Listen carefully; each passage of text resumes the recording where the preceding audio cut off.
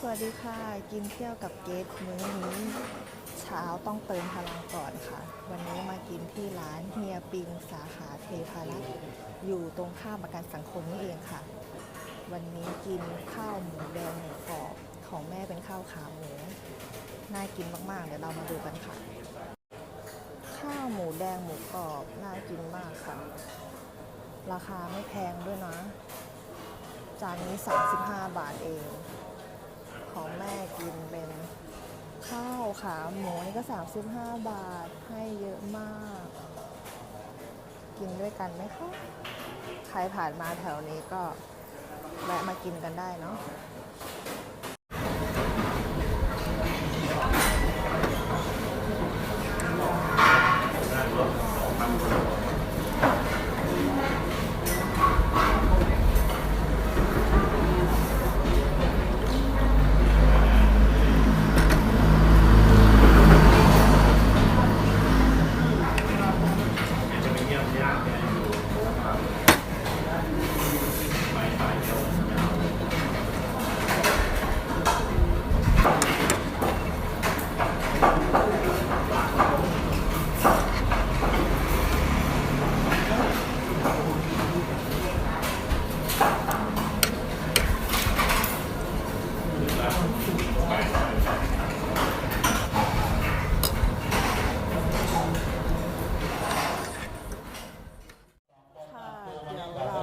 ไหว้พระกันก่อนนะคะตรงนี้มาสร้างที่ดินสร้างโบสถ์หลังใหม่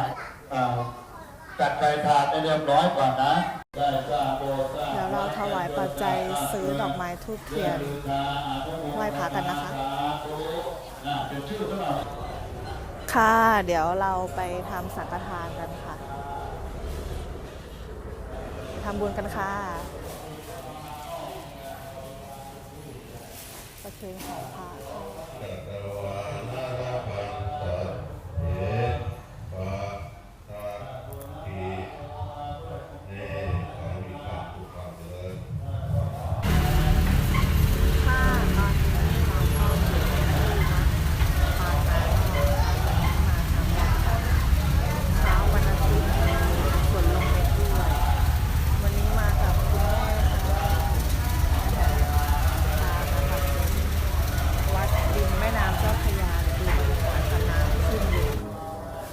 บรรยากาศตรง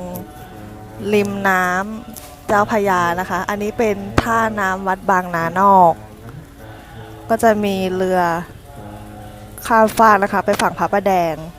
ข้ามไปเที่ยวตลาดน้ำบางน้ำพึ่งได้ก็มีที่เที่ยวเยอะแยะเลยค่ะข้ามไปก็จะเจอวัดเป็นวัดบางน้ำพึ่งนอกทำบุญได้หลายวัดเลยค่ะที่นี่นกนางนวลเยอะมากนึกว่ามาตากอากาศบางปูมีให้อาหารปลานะคะเช้าน้ำขึ้นเยอะมีฝนลงเม็ดด้วยวันนี้แดดไม่ค่อยร้อนค่ะคึ้มๆหน่อยบินเล่นกล้องด้วยธรรมชาติต้นไม้อยู่นี่ก็มีคนมาทำบุญเยอะนะคะวัดนี้วัดบางนานอกเรือข้ามฝั่งมาจากบางน้ำพึ่งแล้วค่ะนกนางนวลเยอะมากเลยค่ะโอ้ฝนมามืดเลยค่ะวันนี้น่าจะมีพายุฤดูร้อนเข้าอ่ะ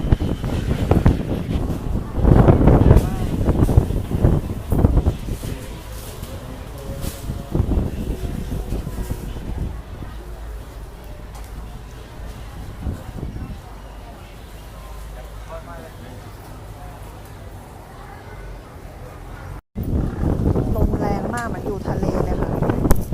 จะได้ยินแต่เสียงลมนะคะตอนนี้ทางวัดกำลังก่อสร้างอุโบสถ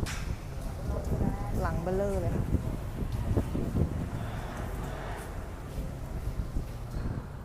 ท้องฟ้ามืดเลยสวัสดีค่ะมาเปิดปาร์ตี้หมูย่างกันค่ะหมูสไลด์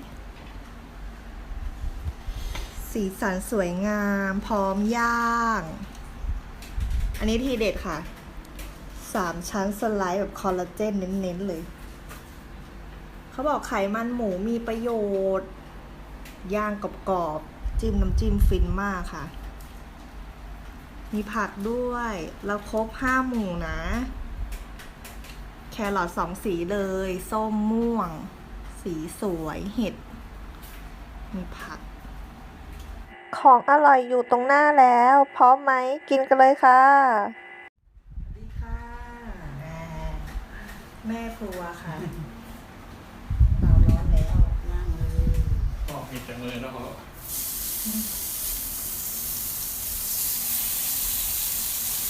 เปิดปาร์ตี้ค่ะแต่จะกินเอาอีกแล้วเลยสีแครอทม่วงออก สีสวย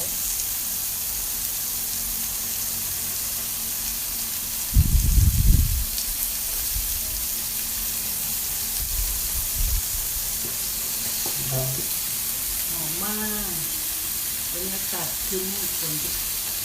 นลงเม็ดมาวันนี้เป็นประวัติ มีใครอยู่ฤดูร้อนเข้าค่ะ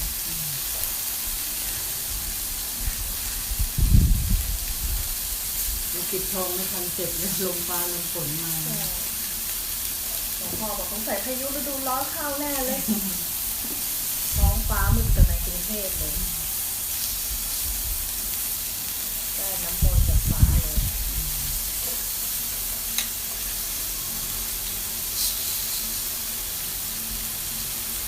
อันนี้คือแค่หลอดมันนั้นสวยมาก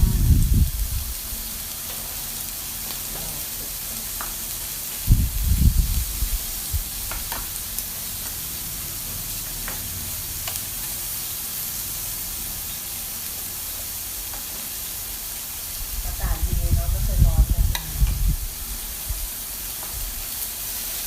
ดีหน่อยนะคะไม่ใช่อะไรนะ ต้นไม้ขึ้นฝั่ง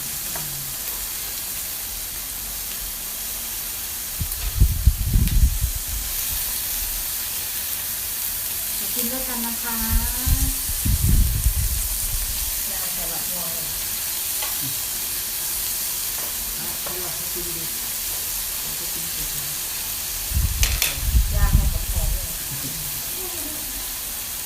ก็เอาแต่มือนะ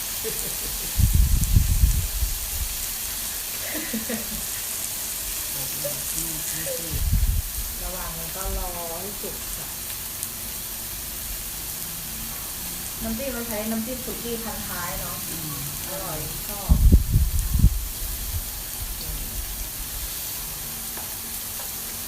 สูตรต้นตำรับ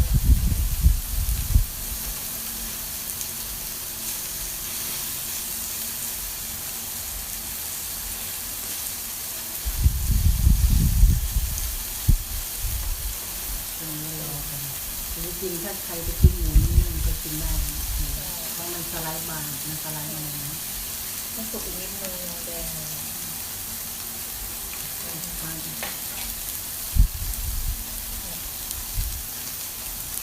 หอมมาก กลิ่นหอมยั่ว เตาร้อนทันใจ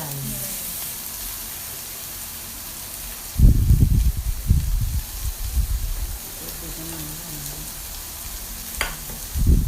ต้มดี ๆปรุงปรุงได้ไหม ไอ้นี่มันกับ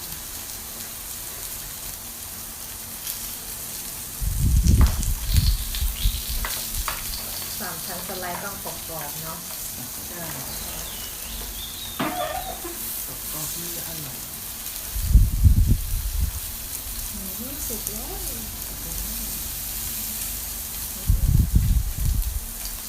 ดูแครอทปลาแดง แล้วติดแครอทม่วง สีเข้มมาก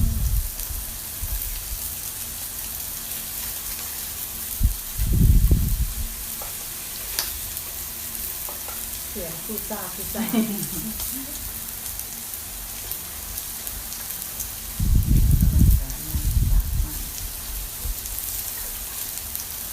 ได้แล้วหมู จิ้มน้ำจิ้ม ให้คุณพ่อก่อนแหมได้เลย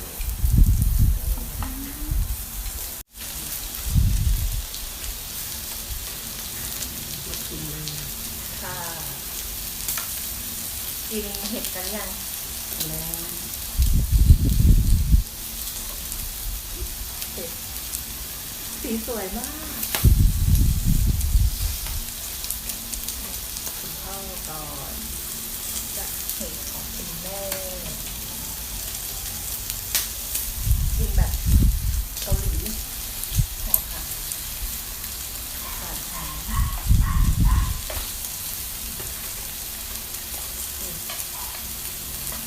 3 ชั้นสไลด์อะ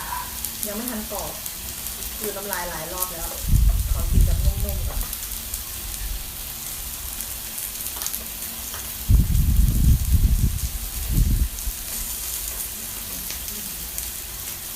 ฉ่ำๆ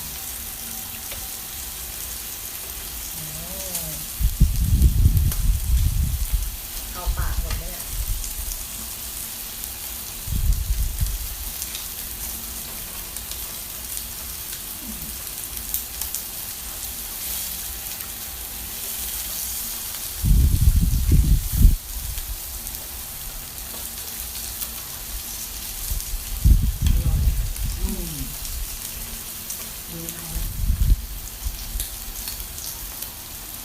กำลังเป็นควัน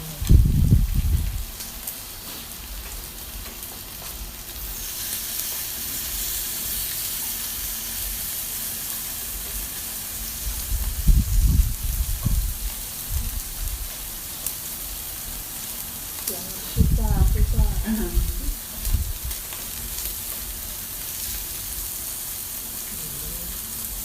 นุ่มมาก คิดถึงมาแล้วเวท เปิดปาร์ตี้หลายๆคนนะ นั่งล้อมยากันเดี๋ยวนั่นมาอีกนะ กินหลายๆคนสนุกนะ ที่ต่อไปล้อมวง จะเป็นผักแบบนี้ อืม เป็นหมูสับแล้วก็ราดน้ำจิ้ม เป็นต่อต้มต่อ ชาบู เป็นยังไง ปิ้งย่างแบบ2 in 1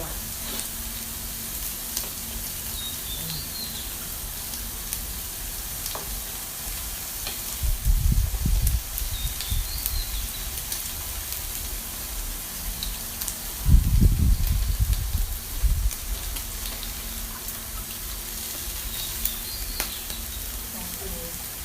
แครอทให้หน่อย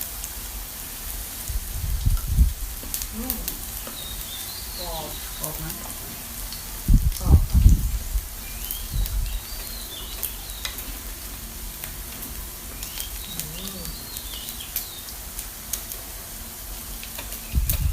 3 ชั้นสไลด์กำลังสวยเลยค่ะ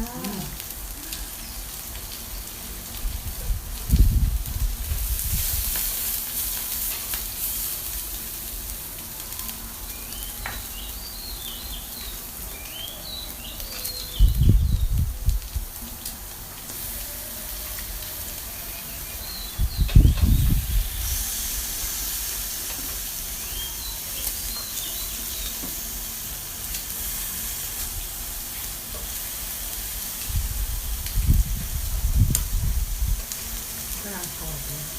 กรอบมากกินเลย กรอบ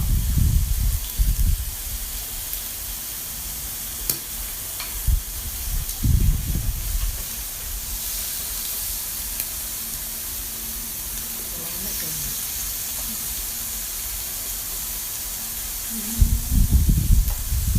ผักน้ำที่ย่าง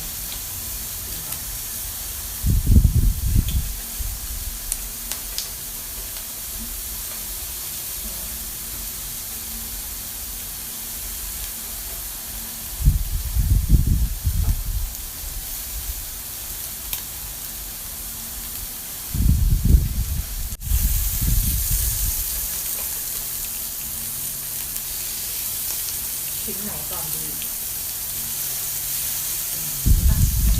เอาถึงจานรับอย่างไวกินต่อไม่รอแล้วนะกินเตาร้อนๆเลย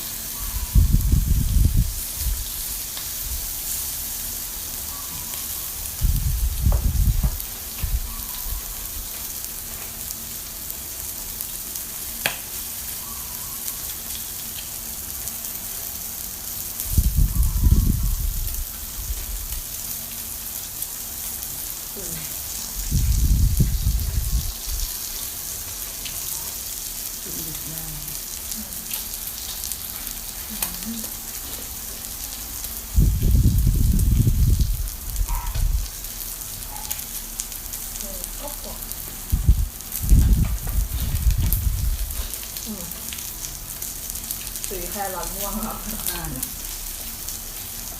เริ่มสี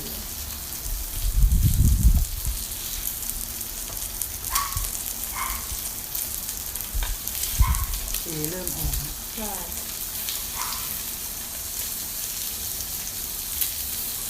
ปักทองข้าวโพดย่างก็อร่อยนะ ใช่ แต่หลายอย่างมาย่างใช่ เห็นคนนั้นอยู่เห็นคนนั้นเขาซื้อไอ้ข้าวโพดอ่อนอ่ะข้าวโพดอ่อนไม่ย่างก็ได้ ย่างจะหอมใช่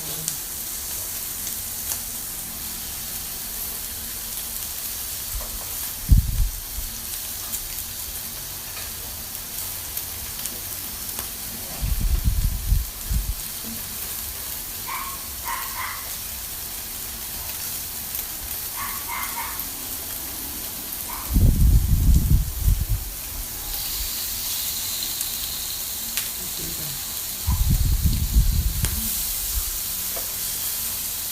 กรอบอร่อยมากกรอบอร่อย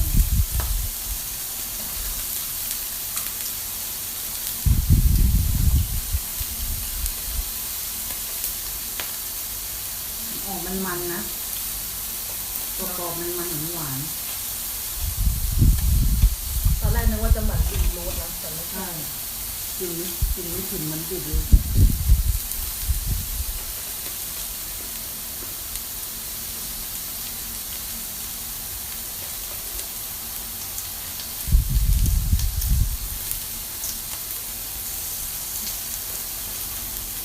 ย่างกินก็อร่อยไม่บอกม่วงถึง29 บาทเองนะ อืม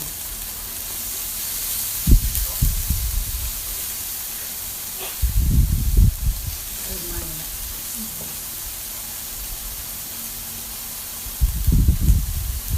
สามชั้นสไลด์กรอบมาก ติดเริ่มกรอบแล้ว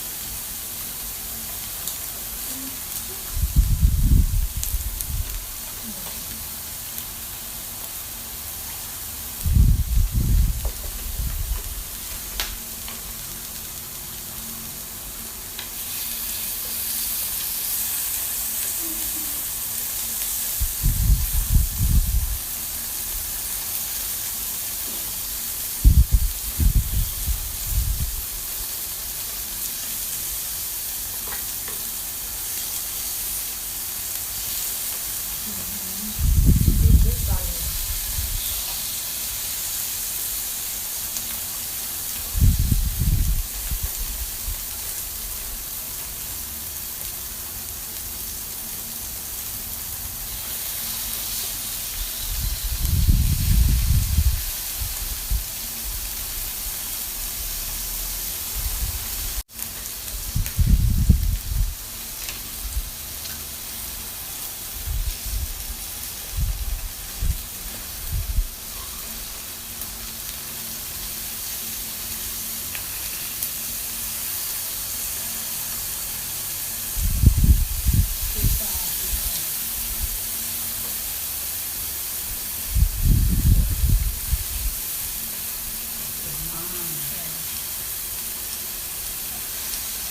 ขอบคุณที่กดไลค์กดติดตามกันนะคะ ไว้เจอกันใหม่คลิปหน้า ทางช่องกินเที่ยวกับเกสไว้เจอกันใหม่ค่ะ สวัสดีค่ะ